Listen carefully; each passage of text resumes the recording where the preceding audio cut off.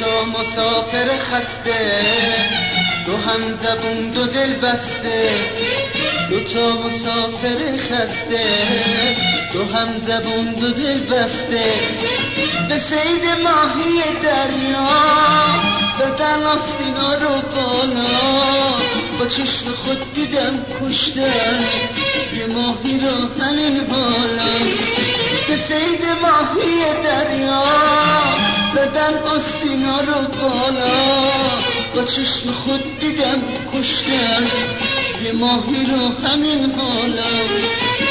میگم ای مسافرای شهر آب، چه آسون از ماهیات جون میگیری، در قبال تکهی نون خمیر جونشون رو مفت و ارزون میگیری. دو تا مسافر خسته، دو هم زبون دو دل بسته. دو تا مسافر خسته، دو هم زبون دو دل بسته. به صید ماهی دریا زدن آستینا رو بالا، با چشم خود دیدم کشتن یه ماهی رو همین حالا.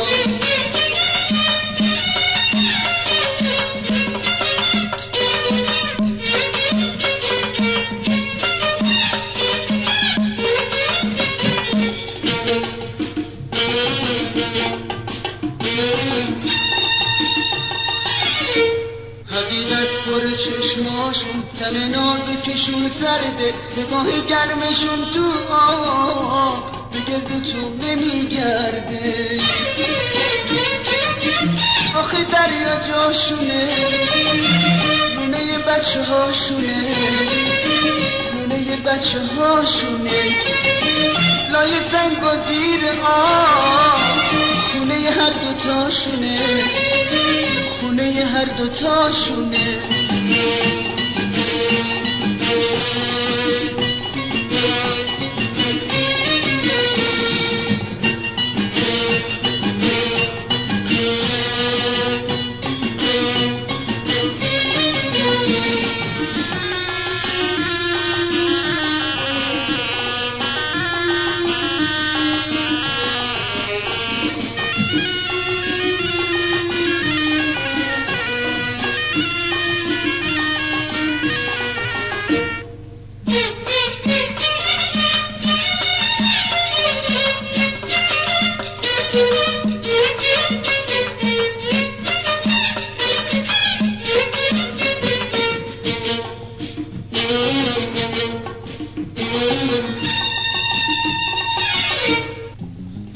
مسافر خسته، دو هم زبون دو دل بسته.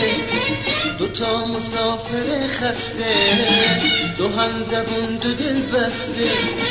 به صید ماهی دریا زدن آستین ها رو بالا، با چشم خود دیدم کشتن یه ماهی رو همین حالا.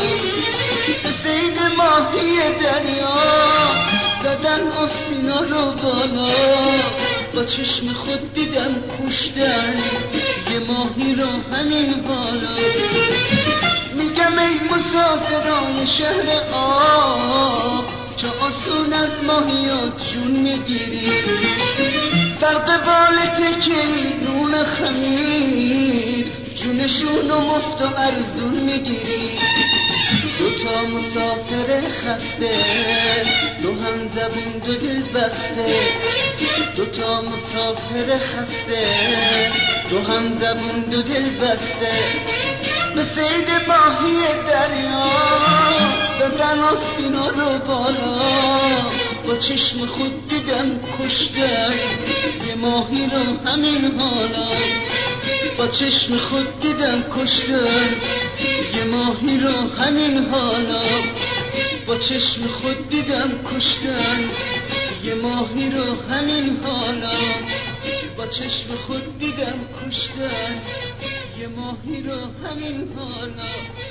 با چشم خود دیدم کشتن یه ماهی رو همین حالا.